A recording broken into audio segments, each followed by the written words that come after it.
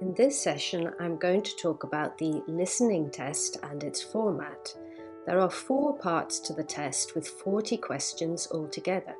You'll hear the audio once only, and you will have 10 minutes to transfer your answers at the end of the test.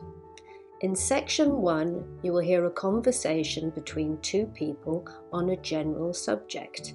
You will have to look for factual information, for example, names, or addresses, or some kind of number like a telephone number or a credit card number.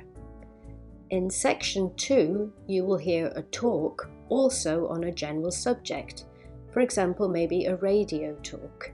It's very common in this section to have to label a map or to hear information on something like a holiday destination. In section 3, you will hear a group of students or students and a tutor talk about an academic subject, for example, an assignment that they have done or the type of course that they are studying.